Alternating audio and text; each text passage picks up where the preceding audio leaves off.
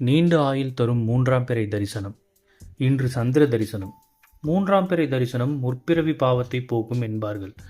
ஒவ்வொரு அமாவாசைக்கு பிறகும் வரும் மூன்றாம் நாள் மூன்றாம் பிறை நாளாகும். அமாவாசைக்கு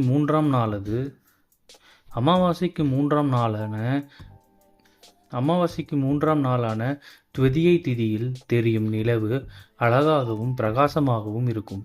மூன்றாம் பிறையானது இரவு வருவதற்கு முன்னே 6:30 மணி அளவில் தோன்றும் பிறையாகும். மூன்றாம் பிறை தரிசனத்தின் மகிமை. மூன்றாம் பிறையை தரிசிப்பதன் மூலம் சிவபெருமானின் அருளை பெறலாம். ஸ்ரீ சந்திரமௌலீஸ்வராய நம அல்லது ஸ்ரீ சந்திரமௌலீஸ்வரா போற்றி என்று இடைவிடாமல் ஜபித்து வந்தால் மனம் அமைதியடையும். அறிவு ஒளி பெற்று தெளிந்த மனநிலையை அடையலாம். தொடர்ந்து மூன்றாம் பிறை தரிசனம் கண்டு வந்தால் எந்த நிலையிலும் மனவியாதிகளே வராது. செல்வ வளம் பெருகும். தேவைகள் யாவும் பூர்த்தியாகும். மூன்றாம் பிறை தரிசனம் செய்முறை.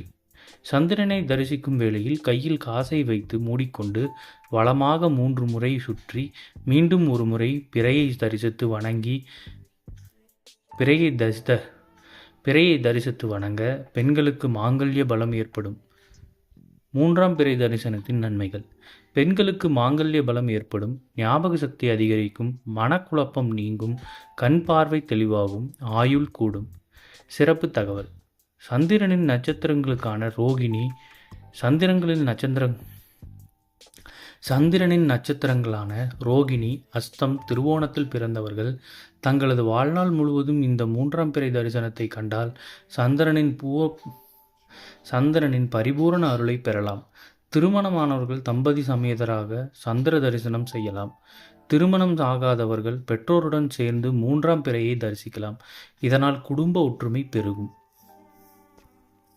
இது போன்ற செய்திகளை உடனுக்குடன் தெரிந்து கொள்ள நம்ம சேனலை சப்ஸ்கிரைப் பண்ணிக்கோங்க. பெல் நோட்டிஃபிகேஷன் ப்ரெஸ் பண்ணிக்கோங்க. நன்றி, வணக்கம்.